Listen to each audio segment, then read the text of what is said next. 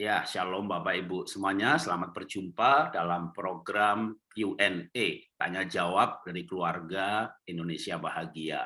Kali ini saya ditemani oleh Bapak Pendeta Jamanarik Nainggolan, ya, seorang gembala hamba Tuhan di Kota Bandung. Selamat pagi Pak Nainggolan. Selamat pagi hambanya Pak Pendeta Jarot. Salam Ya, ini sejahtera untuk kita semua. haleluya, luar biasa Bapak Ibu. Pak Nainggolan ini termasuk pelintas COVID. Oh, Pada awal Maret awal tahun lalu gitu ya, ketika banyak orang terkena dan rumah sakit masih tergagap-gagap karena belum terbiasa menangani. Bahkan Indonesia baru saja dinyatakan COVID, sebelumnya kan menterinya bilang nggak ada. Begitu ada, waduh, rumah sakit tergagap-gagap. Itu banyak sekali yang dipanggil Tuhan karena ya tadi belum siap, dokter nggak siap, rumah sakit nggak siap, teman-teman saya banyak loh yang dipanggil Tuhan karena kayak begitu dimasukkan ruang isolasi itu ya suster, menakutkan. dokter semuanya kayak menanganinya sambil ketakutan gitu, sampai lupa sehari nggak dikasih air. Waduh, ceritanya macam-macam waktu itu, ceritanya macam-macam dan dipahami sih karena memang kasus penyakit baru dan luar biasa. Pak Nainggolan dipertahankan sama Tuhan. Amin. Untuk masih ada di bumi ini supaya bisa menjawab pertanyaan hari ini. Terima kasih Pak Jarot. Juga Ya, untuk doanya, Bapak. doa semua teman-teman hamba-hamba Tuhan yang baik hati. Amin. Ya, kita akan membahas kasus ini. Ini hari ini bukan pertanyaan, ini kasus karena panjang sekali. Oke, saya akan bacakan pelan-pelan. Nanti Bapak silakan bahas. Nanti saya tambahi ya. Saya akan bacakan. Ini kasus yang pertama juga pertanyaannya banyak. Ntar kita jawab satu-satu. Kasus yang pertama. Saya seorang ibu di kota titik-titik. Masa kecil saya banyak alami trauma dalam masa pertumbuhan. Ayah saya berkali-kali selingkuh, tidak menafkahi keluarga, ayah juga KDRT kepada ibu, bahkan pernah mau bunuh anak-anak. Waduh. Ibu saya stres sehingga usahanya bangkrut dan terpaksa meninggalkan kami. Waduh. Ibunya pun akhirnya meninggalkan kami untuk bekerja di kota lain. Ya, untuk membiayai anak-anak terpaksa harus bekerja. Beberapa kasus yang lain saya pernah dengar, tapi nggak separah ini ya, nggak sampai KDRT. Hanya demi anak-anak, ibunya jadi TKW ke Hong Kong gitu. Saya berjumpa, saya pelayanan ke Hong Kong Bapak Ibu ya. Waduh, itu ada 200 jemaat, itu hampir 99% wanita semuanya, dan separuh lebih itu sudah menikah, punya anak. Dia tinggalkan anaknya untuk bekerja demi anak. Tapi ini lebih kompleks ya, di mana ini sang anak yang bertanya dan bapaknya KDRT, selingkuh, lalu ibunya harus pisah, meninggalkan. Kita sambung dulu ceritanya. Saat ibu mengandung saya, ibu alami depresi sampai harus dikarantina karena disiksa lahir batin oleh ayah.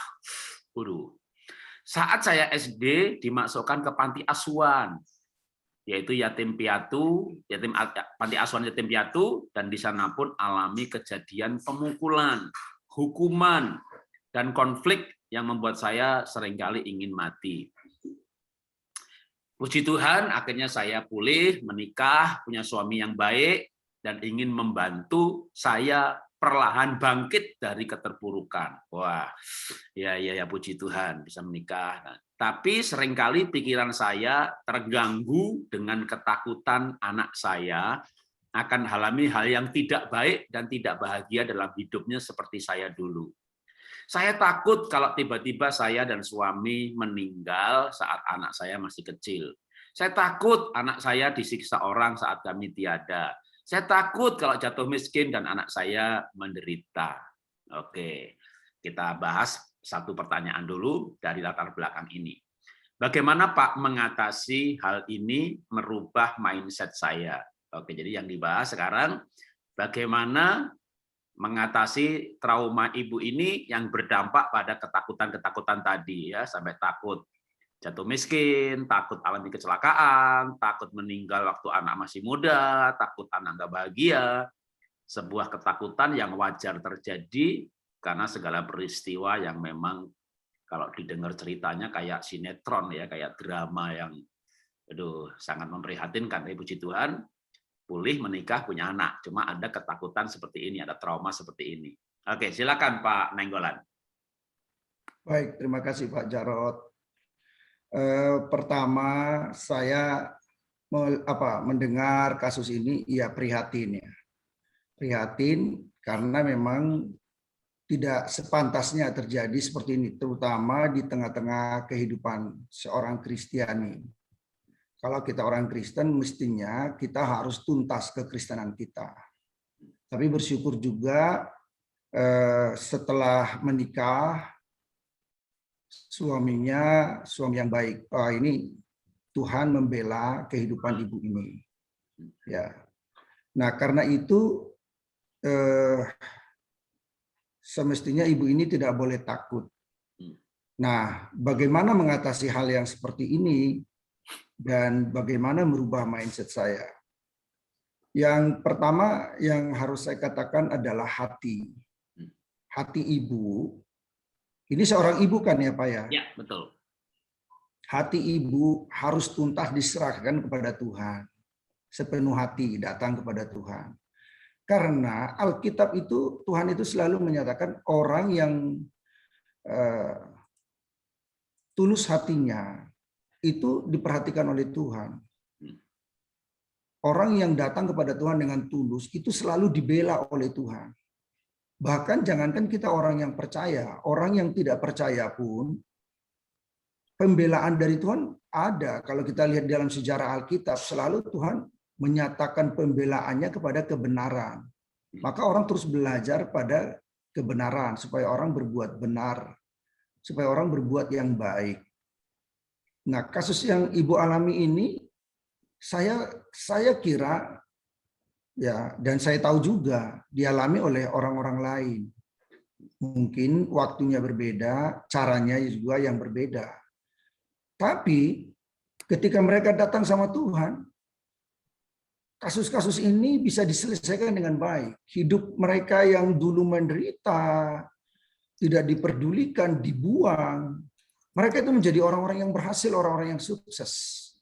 Jadi, Mazmur 37 ayat 37 itu berkata, perhatikanlah orang yang tulus dan lihatlah bagaimana, lihatlah kepada orang yang jujur. Sebab pada orang yang suka damai akan ada masa depan. Ketika ibu memiliki hati yang seperti ini, percayalah bahwa pertolongan Tuhan akan datang. Karena Tuhanlah yang mempunyai masa depan.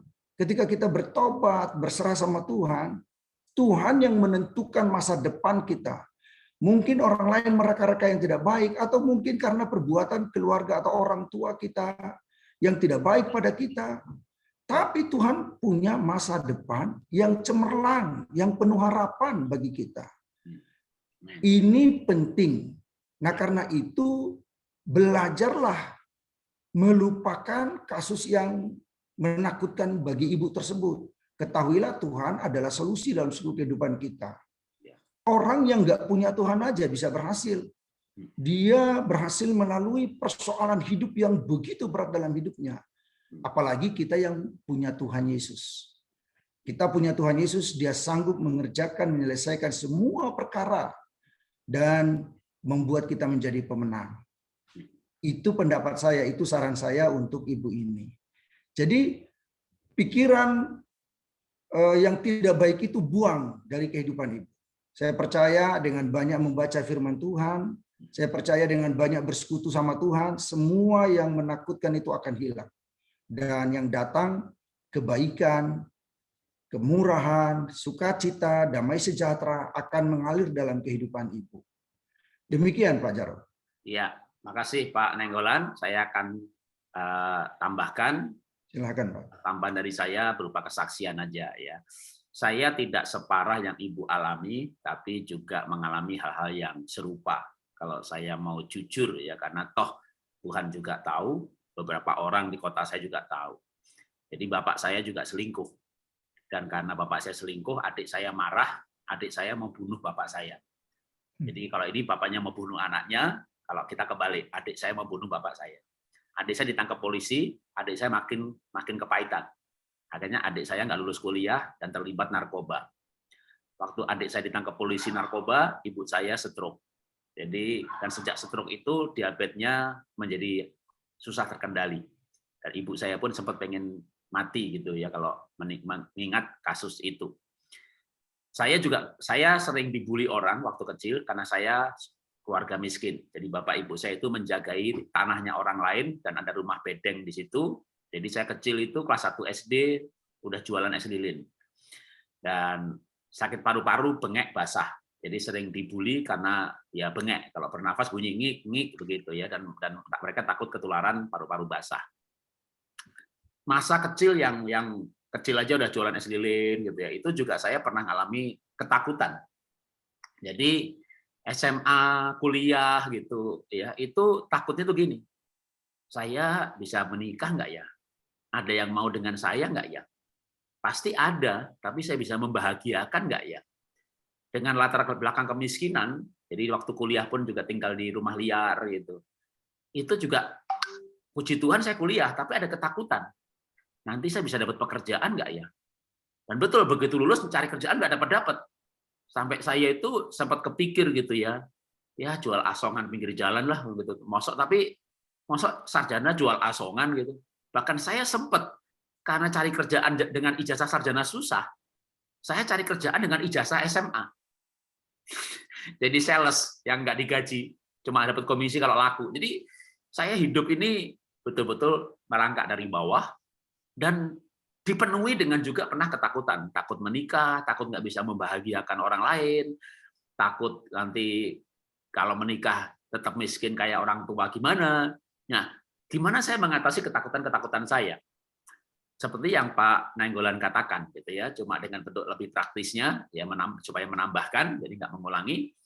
Ya kalau Pak Nainggolan kan bilang baca firman ya itu. Jadi begitu saya lahir baru, saya kan punya keyakinan Tuhan saya baik, mati bagi saya.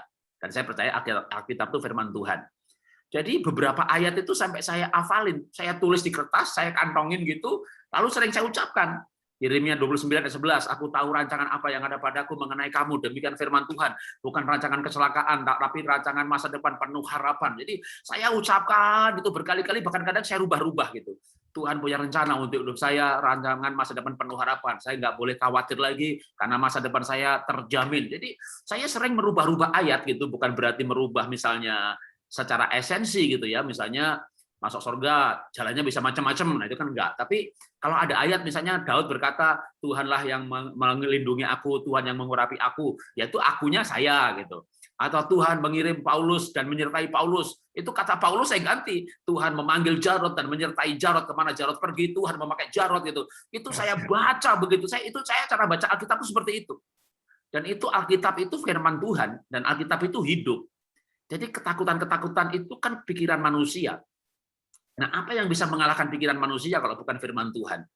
Jadi ketika saya ucapkan berkali-kali itu satu demi satu ya, satu demi satu. Misalnya saya dulu alergi, eksim. Jadi karena bapak saya darah kotor, kakek saya darah kotor, ya tahu kan kenapa darah kotor, ya jatuh dalam perselingkuhan itu bukan cuma ayah saya, turun naik ke atas gitu ya. Jadi darahnya kotor. Darahnya kotor, makan ebi, makan udang, kena benda tertentu, udah kulitnya ini blonyok karena eksim basah. Dan kalau punya jerawat itu bisa sebesar kacang. Itu juga yang membuat saya takut gitu, takut menikah, takut dan segala macam gitu ya. Nah, tapi kan firman Tuhan berkatakan bahwa oleh bilurnya kamu telah sembuh, aku dipulihkan, aku ditebus. Itu juga saya perkatakan begitu. Itu dan ajaib loh. Sekarang saya betul-betul tidak alergi sama sekali. Nah, itu kan satu demi satu nanti kita akan tentu pengalaman saya tidak mungkin juga tidak menjadi pengalaman orang lain dalam hal misalnya lepas dari alergi. Tapi janji Tuhan itu kan banyak banget. Baik kesembuhan, diberkati, penyertaan. Nanti begitu kita mengalami satu saja pertolongan gitu ya.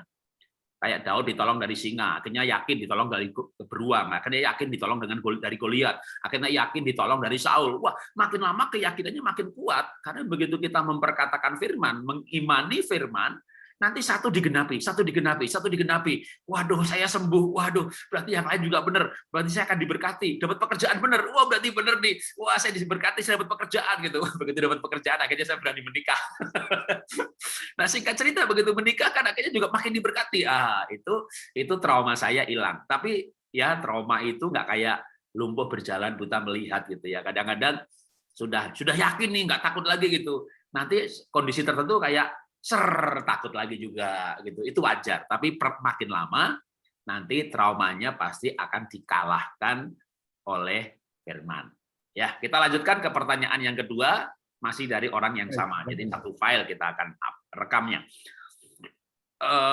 Mengapa trauma di masa kecil bisa berpengaruh saat dewasa? Mengapa trauma pada masa kecil itu bisa berpengaruh sampai sekarang ini ya, setelah dewasa, bahkan setelah menikah, kan ibu ini sudah menikah, bahkan sudah punya anak. Mengapa trauma bisa berpengaruh? Oke, silakan Pak Nenggolan. Baik, kadang rasa takut itu ketika menguasai orang, ya trauma itu bisa muncul. Atau juga ketika penyerahan diri kita sama Tuhan tidak total, itu bisa juga muncul dan menguasai kita. Nah, bagaimana kasus yang dialami oleh seorang Yusuf, ya, dengan perlakuan yang begitu tidak pantas, meski ada sebabnya. Kakak-kakaknya memperlakukan dia. Bukankah itu sebenarnya satu ayah meski beda ibu dengan kakak-kakaknya itu? Semestinya kan kasih sayang mereka itu harus muncul sama dia. Tapi apa yang diperlakukan terhadap dia? Dia dimasukkan ke dalam sumur yang dalam, dia dijual sama orang, di tempat orang lain pun yang tidak dia kenal, dia harus seperti apa diperlakukannya. Kalau dia katakan, wah saya begitu menderita, saya akan balas dendam. Ketika kata-kata itu atau pernyataan atau pikiran hati seperti itu dia simpan, udah celaka. Rencana Tuhan nggak bisa terjadi sama dia. Menurut saya akan gagal dia.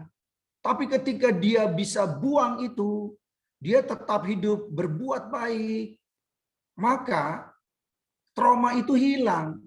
Dan ketika dia tiba waktunya diangkat menjadi orang nomor 2 di Mesir, dia menjadi berkat. Kalimat yang dia gunakan adalah ketika berjumpa dengan saudara-saudaranya, orang tuanya, bahwa Tuhan menyuruh kalian untuk melakukan ini supaya ada menyediakan makanan bagi kalian. Itu terjemahan saya yang bebas nih Pak. Jadi itu hati yang luar biasa yang dimiliki oleh dia. Kalaulah dia tidak mengalami penderitaan seperti itu, kemungkinan dia tidak akan menjadi orang besar. Tapi dengan penderitaan itu, Tuhan mengangkat dia. Jadi terkadang, apa yang kita alami ini, dalam hidup kita ini, membuat kita menjadi orang yang menjadi seperti sekarang. Gitu. Saya percaya seperti yang Pak Jarod katakan tadi, tidak ada kita yang tidak mengalami masalah. Ataukah orang hidup di istana, ataukah tidak? Pasti ada masalah-masalah yang dihadapi. Hanya masalah yang ibu hadapi ini ya berat sekali gitu ya. Nah, tapi di balik beratnya masalah ini, saya percaya Tuhan membuat ibu menjadi luar biasa. Semestinya ibu akan menjadi orang seperti Pak Jarod untuk memberikan konseling kepada orang lain, peneguhan sama orang lain. Dari pengalaman ibu ini menjadi kesaksian bagi orang lain, dan ibu harus menjadi orang yang dipakai Tuhan untuk memberikan dorongan kepada orang lain supaya mereka hidup berkemenangan juga. Ibu harus alami kemenangan gitu loh. Nah, karena itu trauma-trauma yang terjadi itu atau pengalaman ibu tadi itu tidak boleh menjadi trauma bagi ibu. Lepaskan aja, buang aja. Nah, kalau saya perhatikan, meski mungkin saja konteks ayat ini tidak ke situ ya, tapi saya bisa melihat begini, Pengkhotbah 1 ayat 11. Kenangan-kenangan dari masa lampau itu tidak ada. Dan dari masa depan yang akan datang pun tidak akan ada kenang-kenangan pada mereka dalam hidup kesudahannya, dalam kehidupan, dalam masa depan yang akan dialami dan sebagainya. Ketika kita ini bisa bebas di dalam Tuhan, saya percaya saya juga mengalami masalah perlakuan-perlakuan seperti apa oleh saudara-saudara saya, oleh oleh teman-teman saya. Ya, teman-teman kita justru membuli kita, teman-teman kita justru di depan kita baik, di belakang kita begitu jahat, bahkan membunuh karakter saya gitu. Tapi saya belajar dari Yusuf, saya belajar dari orang-orang yang punya masalah di Alkitab. Maka saya katakan tadi, membaca Alkitab itu membawa saya keluar dari masalah saya. Makin saya baca Alkitab, makin saya dekat dengan Tuhan, makin saya bisa mewujudkan apa yang Tuhan katakan, berdoalah untuk orang yang membenci kamu. Waduh, makin kita bisa lakukan itu, makin saya dekat dengan Tuhan, bukan hanya bisa khotbahin orang, tapi bagaimana caranya saya pun bisa mengerjakan dan melakukannya. Itu yang saya tangkap di dalam hidup saya, dalam menghilangkan, membuang trauma akibat perlakuan orang-orang yang tidak sepantasnya bagi kita. Nah, karena itu saya berharap ibu bisa buang itu trauma, lepas itu trauma dari kehidupan ibu. Nah, yang kedua, lakukanlah terapi rohani. Kalau saya ingat masalah-masalah saya yang orang lakukan pada saya suka bernyanyi. Lagu-lagu yang saya nyanyikan itu bukan lagu-lagu dunia. Saya nyanyikan lagu-lagu rohani yang berkenaan dengan masalah-masalah yang saya hadapi. Sehingga masalah itu hilang. Begitu saja hilang dari ingatan saya. Kalau saya nyanyi, nah kebetulan saya ini orang Tapanuli. Kalau saya nyanyikan lagu-lagu rohani Tapanuli, itu membuang masalah saya. Bahkan saya pernah berkata seperti ini kepada kakak saya di tengah-tengah keluarga saya yang besar ketika kumpul di rumahnya. Saya berkata, "Bang, terima kasih untuk masalah yang kau buat itu pada saya. Sehingga saya bisa menjadi seperti ini. Terima kasih untuk masalah. Untuk semua yang kau lakukan yang tidak sakit. Terima kasih." Wah, dia kaget. Kok bisa seperti itu? Iya, kalau abang tidak lakukan itu, wah saya tidak bisa seperti ini sekarang. Saya katakan seperti itu, jujur saya katakan. Dan mungkin itu tidak bisa kita lupakan, mungkin saja. Tapi itu memacu saya untuk bangkit. Bahkan saya juga ingat apa yang dia katakan kepada saya, kalau kamu emas, dibuang di kotoran manusia pun kamu tetap emas, kata dia. Oh iya. Dan itu saya buktikan. Saya tidak akan tergantung sama abang. Saya tidak tergantung sama siapa. Saya hanya tergantung sama Tuhan. Saya pasti bisa. Nah itu. Jadi banyak kasus yang kita hadapi, yang terjadi pada kita, dan masing-masing manusia ditempa, dibentuk, dicipta lewat kasus-kasus yang dihadapi. Nah karena itu ibu harus keluar dari masalah ibu sendiri. Dan ibu harus bisa melupakan itu. Saya lakukan terapi bagi saya. Saya nyanyi. Saya baca firman Tuhan, saya nyanyi rohani.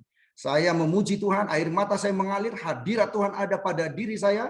Saya makin cinta pada mereka yang membuat masalah pada saya.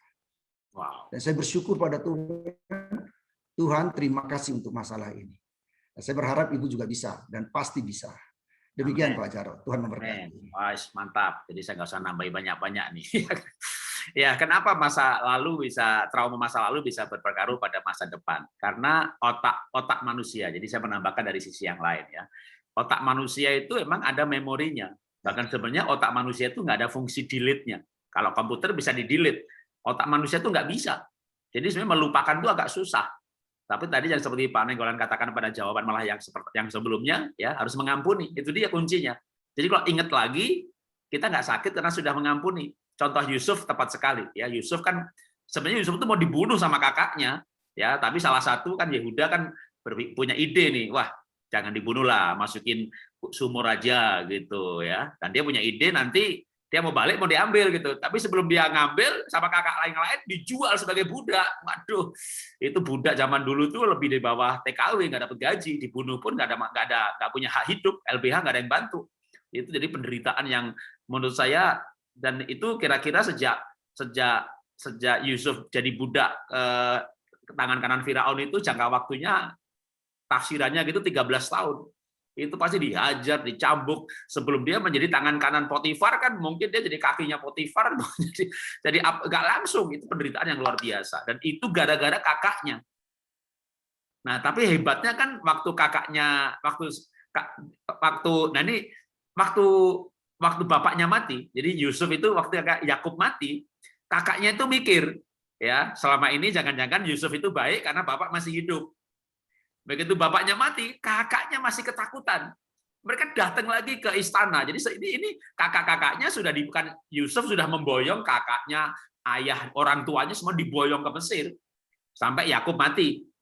Nah, begitu Yakub mati, kakaknya mulai berpikir nih, ini kita bahaya loh ini, bapak udah mati gitu ya. Nah, coba saya tunjukkan sebentar ayatnya biar ya. Lalu kakak-kakaknya itu minta maaf kepada Yusuf, itu di Kejadian 50. Nah, saya akan bacakan satu ayat yang diucapkan oleh Yusuf waktu kakaknya itu minta ampun lagi, ya karena bapak sudah mati begini. Lalu Yusuf itu berkata demikian, ya Kejadian 50 ayat 19. Tetapi Yusuf berkata kepada mereka, janganlah takut, sebab aku inikah pengganti Allah. Ayat 20 nih intinya. Memang kamu telah mereka-rekakan yang jahat terhadap aku, tetapi Allah telah mereka-rekakannya untuk kebaikan. Ya, nah saya tekankan di sini, Tuhan mereka-reka kejadian yang jahat, yang direka-reka jahat, Tuhan mereka-reka untuk kebaikan. Nah, jadi trauma itu tidak akan berpengaruh lagi waktu kita mengambil keputusan mengampuni. Nanti kalau kita kan bisa kita dijahati orang gitu kan, kita udah pindah gereja, di mall ketemu. Wah, ke sekolah ternyata anaknya sekolahnya sama dengan anak kita. Maksudnya anak kita mau pindahin, bayar uang pangkal mahal gitu kan. Jadi ketemu nggak masalah karena kita sudah mengampuni. Jadi melupakan itu kalau di dunia ini agak susah karena otak kita ini nggak ada fungsi delete. Jadi Yusuf ke Mesir loh, jauhnya itu minta ampun itu ke Mesir itu. Dan mungkin juga nggak nyangka bahwa akan ketemu lagi. Maka waktu itu di Kejadian pasal sebelumnya, waktu dia ketemu Benyamin, adiknya, waduh, itu seistana mendengar tangisan Yusuf. Yusuf menangis dengan suara yang keras waktu dia ketemu Benyamin. Dia tidak pernah berpikir. Tapi saya yakin begitu dia ketemu adiknya, dia juga ingat perlakuan kakaknya. Maka juga dikatakan waktu dia melihat kakaknya, Yusuf itu masuk ke kamar. Dia menangis di situ. Nah itu tangisannya kan bisa macam-macam. Waktu ketemu kakaknya ini kan mungkin bisa tangisan pergumulan, bagaimana dia dibuat menangis oleh kakak-kakaknya mohon belas kasihan. Jadi tapi Yusuf ternyata sudah mengambil keputusan mengampuni. Jadi keputusan itu akan membuat memori yang tidak bisa hilang di otak kita tidak menjadi trauma, tapi menjadi kenangan. Waktu adik saya membunuh bapak saya karena dia belum lahir baru, saya mengampuni bapak saya. Nah justru akhirnya singkat cerita ya bapak ibu saya pulih, maka saya berani bersaksi gitu. Pak Jarod nggak malu tuh menceritakan kejelekan keluarga. Saya nggak ceritakan juga orang tahu. Ya mungkin dengan saya bercerita ini yang tahu jadi lebih banyak lagi se-Indonesia yang semua yang dulu tiap semuanya. Tapi saya mau kasih tahu bahwa saya dulu ada trauma ketakutan malu. Nanti kalau orang tahu bahwa keluarga saya nggak baik kan saya malu.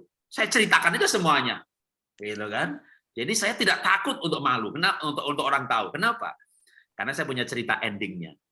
Kita nggak bisa mengubah masa lalu, tapi kita bisa mengubah masa depan. Kita bisa rubah cerita hidup kita ini bersama dengan Tuhan.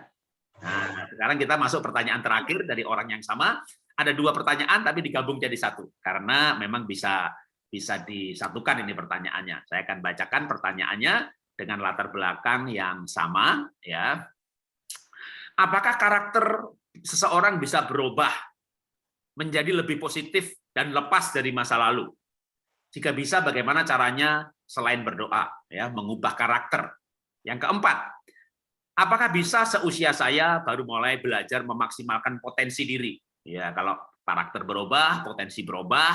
Jadi bagaimana cara merubah karakter dan memaksimalkan potensi ya dengan latar belakang seperti tadi. Ya, silakan Pak Nenggolan. Baik, terima kasih Pak. Soal karakter ini sebenarnya Pak Jarod yang ahlinya gitu. Pak Kan Jarod ini Bapak bisa nambahi. Biar lengkap dari sudut pandang seorang gembala ya kan, saya ini kan bukan pendeta, saya ini hamba Tuhan, tapi banyak orang panggil saya Pak Pendeta. Sebenarnya saya bukan pendeta, tapi saya hamba Tuhan, saya pengusaha, saya praktisi. Nah, kalau Bapak kan gembala, teolog, jadi pasti kita jadi saling melengkapi Pak Nenggolan. Ya, silakan. Terima kasih Pak Jarod. Nah, saya tidak tahu usia Ibu sebenarnya berapa gitu ya. Tapi yang saya yakini bisa. Saya telah melihat orang-orang yang buruk gitu ya. Yang buruk, hidupnya buruk ya. Bahkan datang ke gereja dia menjadi seperti domba, tapi sebenarnya dia serigala gitu. Tapi ketika dia dengar firman Tuhan, ya dia masuk dalam hadirat Tuhan. Hadirat Tuhan itu, firman Tuhan itu mengubah dia gitu. Nah, teori tentang ini banyak, macam-macam lah pendapat orang tentang ini. Tapi apa yang saya lihat dari jemaat gitu ya. Saya ini jadi pendeta sudah 35 tahun. Ya. Jadi hamba Tuhan. Jadi tahun 80-an, saya masih muda, saya itu sudah belum menikah, saya sudah menggembalakan gitu. Wah. Ya, 3,5 tahun saya belum menikah itu saya sudah memimpin jemaat. Bahkan menikahkan orang saya belum menikah gitu ya. Memberkati pernikahan saya belum menikah. Itu pun kontroversi waktu itu. Kok bisa ya anak muda yang belum menikah? Bagaimana Paulus yang tidak pernah menikah sampai akhir hidupnya kata saya. Nah, kembali ke kasus kita di sini, ke kondisi kita, kondisi ibu pada saat ini. Nah, kalau saya melihat bisa, pasti bisa gitu. Karena bersama Tuhan, apa yang tidak bisa dikerjakan Tuhan ketika kita hanya berharap sama Tuhan. Sama ketika kita belajar tentang sejarah Israel, peperangan-peperangan terjadi pada Israel ketika orang lain mau menghancurkan mereka dengan kekuatan prajurit yang begitu besar, sementara mereka sedikit. Tuhan bisa membuat mereka menjadi pemenang. Nah, artinya apa? Bersama Tuhan, apa yang tidak bisa gitu?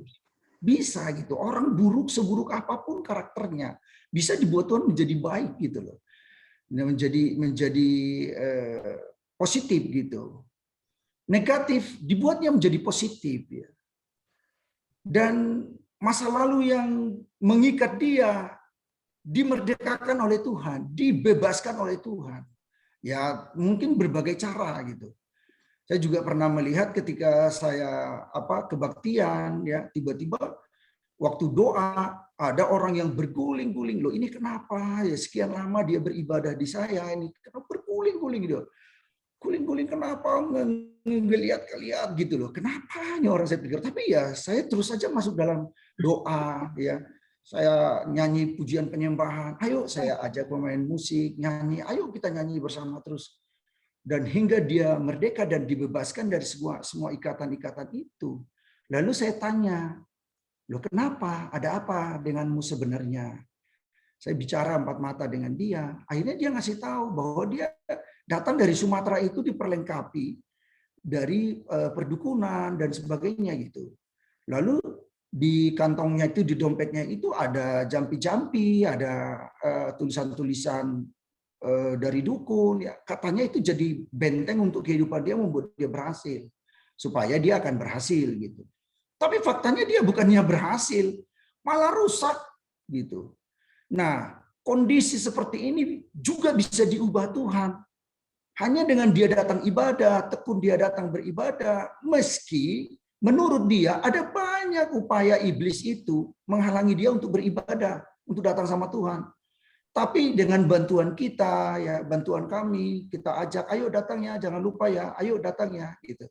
Dia akhirnya datang gitu. Nah, pas pada satu hari Tuhan lawat dia, waduh, pada waktu doa tiba-tiba dia seperti ular, dia menggeliat-geliat gitu.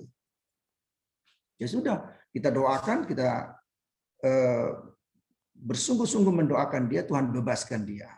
Nah, ketika Tuhan bebaskan dia, dia berubah. Dia menjadi seorang hamba Tuhan. Tahun 80 berapa itu ya? Kalau enggak salah 80 berapa itu. 2 kali saya bawa dia ke Surabaya, dan tahun 90 juga saya bawa lagi dia ke Surabaya di sebuah acara kebaktian kebangunan rohani.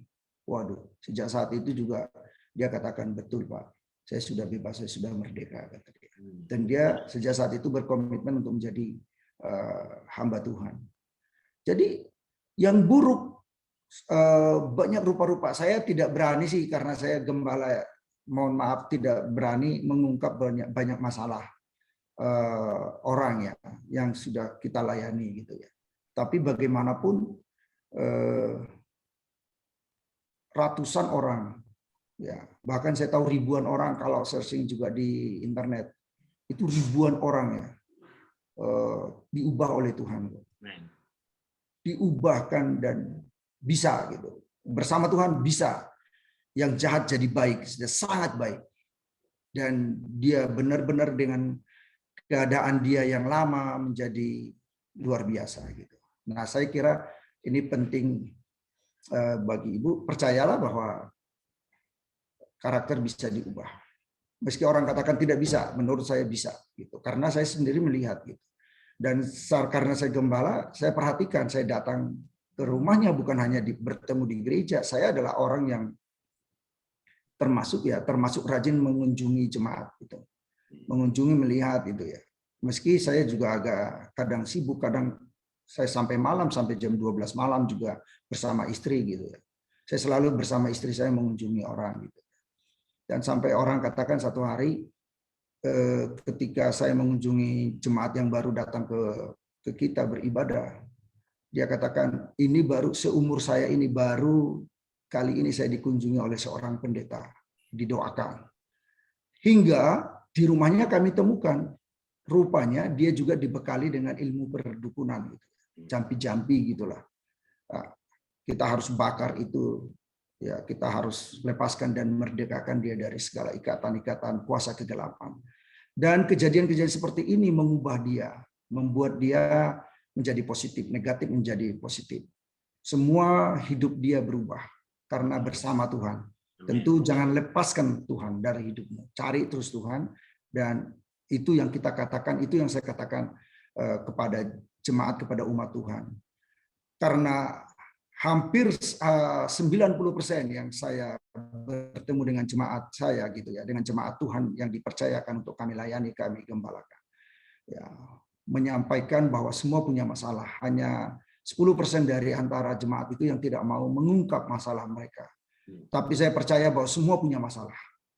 Apapun dari hidup mereka, dari wajahnya juga tampak mereka punya masalah. Ya, dari seluruh sisi kehidupan mereka. Nah, karena itu orang-orang yang berpikiran negatif, saya berkata, mari kita rubah mindset kita. Pasti bisa. Nah, Pak Jarod ahlinya di bidang ini. Ya, yang berbicara tentang karakter orang, beliau kalau teori para ahli, saya hanya punya teori dari Tuhan Yesus saja udahlah. Roh Kudus pasti bisa menolong kita dalam segala perkara. Yesus katakan, aku akan meminta kepada Bapa, Ia akan memberikan kepadamu seorang penolong yang lain, yaitu Roh Kudus. Ia menyertai kamu lamanya. Pasti Tuhan memimpin kita dan menolong kita hingga dalam seluruh hidup kita, seperti Pendeta Awon Datu sekarang sudah almarhum nyanyikan lagu Peganglah Tanganku Roh Kudus. Itu lagu yang beliau karang itu, nyanyikan itu sering saya nyanyikan. Itu akan juga kita nyanyikan di gereja ya, menuntun dan mengubah banyak orang. Ya, saya percaya pertolongan Tuhan akan turun dan Ibu pasti berhasil. Amin. Kemudian konteks usia Ibu memaksimalkan potensi. Aduh, Bu, saya tahu ada orang bahkan sudah tua. Saya suka juga mendengar berita-berita di TV. Bahkan orang yang sudah tua, mereka bisa lebih maksimal lagi, lebih daripada masa muda mereka. Bahkan seorang Mahathir Muhammad yang sudah 94 tahun bisa jadi Perdana Menteri kembali. Kan membingungkan itu kalau kita pikirkan, wah nggak mungkin. Wah, tidak ada yang tidak mungkin. Orang yang tidak kenal Tuhan Yesus saja bisa seperti itu dibuat oleh Tuhan. Apalagi kita, pasti bisa. Jadi saya percaya ya take off your potential. Ya udahlah, biarkan maksimal potensi kita ini kita lakukan, kita buat maksimal potensi kita dalam masa hidup kita yang sekarang. Saya kira itu Pak Jarod. Kiranya Tuhan memberkati. Ya, terima kasih Pak Nenggolan. Alkitab penuh dengan kisah orang-orang yang berubah. Saulus yang kejam pembunuh menjadi Paulus yang penuh kasih. Musa waktu umur 40 tahun, pangeran yang penuh ambisi, seorang city builder. Dia dalam sejarah Mesir, bukan sejarah Alkitab ya, tapi sejarah Mesir diakui sebagai Firaun. Jadi Mesir itu ada beberapa Firaun karena ada kayak sub kerajaan. Tapi Musa ini Firaun kayak seluruh wilayah jajahan. Dia dengan Ramses yang adalah anak putra mahkota itu setara. Jadi itu karena memang dia seorang yang sangat ambisius, yang orang leadership-nya kuat sekali. Tapi Tuhan izinkan dia harus melarikan diri karena mau dibunuh sama orang Mesir. Ya karena dia juga membunuh orang Mesir. Jadi tapi dengan membunuh, Musa itu orang yang berani membunuh. Ya, untuk membela ketika dia tahu siapa dirinya, tapi berani loh membunuh. Lalu dia ikut mertua kan 40 tahun. Tuhan robah dengan cara ikut di pondok mertua indah. Memang mertua itu sekolah karakter yang luar biasa, gitu ya. Bukan hanya mertua, sebenarnya penderitaan itulah sekolah karakter yang merubah karakter Musa. Kalau kita baca Musa waktu umur 80 tahun, Tuhan bilang dia orang paling lembut di muka bumi. Itu berbeda sekali dengan waktu dia berumur di bawah 40 tahun, apalagi kalau ditambahkan dengan data-data sejarah di Mesir. Tuhan merubah Petrus yang mudah berubah menjadi berani ke Roma untuk disalib terbalik. Jadi berubah itu bisa, ya. Bahkan kalau ilmu sekuler berkata kalau sudah karakternya begitu atau psikolog berkata begitu, enggak bisa. Bahkan ilmu yang lain bukan psikologi ya, ilmu DNA itu bisa mutasi DNA. Jadi bisa. Apa udah tua masih bisa maksimal? Saya tahun lalu bangkrut usaha saya. Jadi saya masuki tahun pandemi COVID ini bangkrut. Tabungan habis. Bahkan untuk anak selesai sekolah aja saya jual mobil. Istri saya cincin segala macam udah habis semuanya. Dan saya tidak asuransi kesehatan karena dulu saya punya usaha besar sekali. Saya kerja 1 bulan bisa makan 2-3 tahun. Pegawai 200 orang. Operasional bulanan aja 2,5 sampai 3 miliar per bulan operasionalnya. Tapi kan omsetnya puluhan miliar. Bangkrut, habis bis. Terus saya baru mulai tahun lalu tuh mengembangkan diri, ngelukis, itu belakang lukisan saya. Ini baru setahun ini. Ganti pekerjaan, coba di usia 58 ganti pekerjaan. Lah bisa itu. Jadi Musa itu baru pelayanan umur 80 tahun. Oke, saya akan tutup sebelum kita pindah ke penanya yang lain. Nah, kalau mau ada sistematis, nanti memang bisa dilihat di YouTube saya banyak sekali mengenai merubah diri ya. Itu ilmunya banyak banget. Ya, bisa ilmu temperamen dasar, bisa foto karakter, bisa DISC, bisa MBTI, personality. Saya mendalami banyak ilmu-ilmu psikologi, ilmu neuroscience untuk mendekati seseorang. Tapi ini adalah bahan baku. Jadi orang itu sanguin, kelebihannya ini, negatifnya ini. Orang melankolik, lebihnya ini, negatifnya ini. Tapi jangan lupa, ini bukan kesimpulan. Kalau orang psikolog ada yang berkata ini kesimpulan, ya memang begitu, terima apa adanya. Bagi saya ini bukan kesimpulan, ini bahan baku, bukan bahan akhir. Ya, kalau orang yang punya kelebihan kekurangan, nah banyak orang hanya fokus pada kelemahannya aja, gitu ya. Waktu seseorang lahir baru, jadi ini bukan ini bukan Anda, ini bahan baku. Beda ya Anda sama bahan baku. Bahkan bahan baku tuh lahirnya di mana gitu. Tapi kalau kita lahir baru, kita menjadi gambarnya Kristus. Nah, pelan-pelan bertumbuh, berproses. Waktu Tuhan Yesus lahir di hati kita terdalam, negatifnya bisa hilang. Bahkan bisa berubah. Jadi saya itu kalau dites, ya tahun 90 saya dites masuk Astra. Jadi ini ada datanya. Saya 90% sanguin, 10% kolerik. 2005 saya dites lagi, sanguin saya turun menjadi 60%, melankolik yang tidak ada naik 30%. Makanya pada saat itu saya mulai bisa melukis dengan detail, bukan melukis, waktu itu menulis buku ya, menulis buku dengan detail ya. Sekarang melukis dengan detail, tapi mulai menulis buku itu menulis itu hal yang paling saya benci. Tapi saya bisa berubah, bukan cuma karakter, berubah kemampuan. Nah, sekarang saya ikut tes lagi. Pragmatik saya muncul. Bahkan menjadi kalau secara persentase, ya pragmatik saya itu 35%, sanguinnya 30, lebih rendah, melankoliknya juga sama-sama 30, koleriknya ada sisanya. Jadi saya malah mulai imbang. Jadi 4 temperamen dasar ini muncul semua dalam hidup saya. Dan saya percaya itulah kedewasaan. Ketika mencapai keseimbangan, saya bisa berperan seperti orang kolerik yang tegas kalau dibutuhkan. Saya bisa menjadi orang melankolik yang teliti, maka saya menjadi direktur keuangan sekarang. Padahal dulu paling nggak mungkin tuh, keuangan itu bukan bidang yang saya sukai. Saya bisa menjadi pelukis yang teliti seperti orang melankolik, tapi saya orang yang sangat stabil, bangkrut ya tidak takut, ya dihajar habis Instagram saya dihack juga nggak sedih, stabil banget, kayak pragmatik.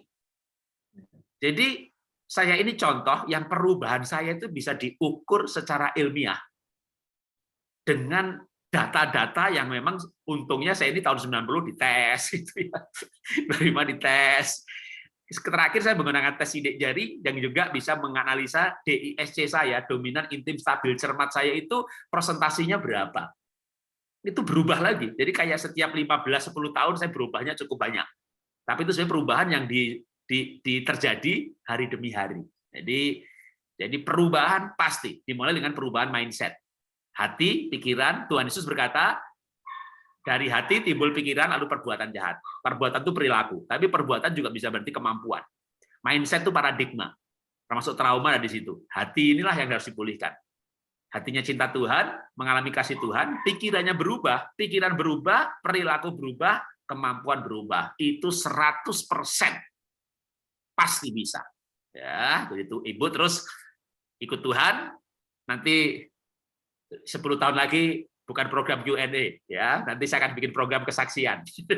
Saya sudah mulai menawarkan sebenarnya siapa yang mau bersaksi, ayo kita bikin program seperti ini lalu Anda bersaksi gitu ya. Saya komentarin gitu ya. Nanti orang-orang yang ikut Q&A ini nanti mungkin tahun depan 2 tahun lagi daftar lagi ya program kesaksian gitu. Jadi nanti cerita ini belum selesai. Program ini belum selesai. Jadi kenapa Pak Jarod kok orang punya masalah direkam? Karena saya yakin dengan pasti ini hanya awal sebuah cerita. Setahun lagi, 2 tahun lagi, 5 tahun lagi, Ibu cerita lagi. Saya dulu yang bertanya seperti itu, saya berubah. Wah, ada buktinya. Dulu nanya. Ya, itu kesaksiannya sangat powerful. Apalagi nanti pertanyaannya dimunculkan sedikit gitu ya bahasanya, beberapa detik saja, lalu Ibu kesaksian. Ya. Bener ini ya, saya bernubuat ini. Ibu saya tunggu ya beberapa tahun lagi kesaksian Ibu bahwa Ibu berubah dan Ibu lebih maksimal. Tuhan memberkati. Yes.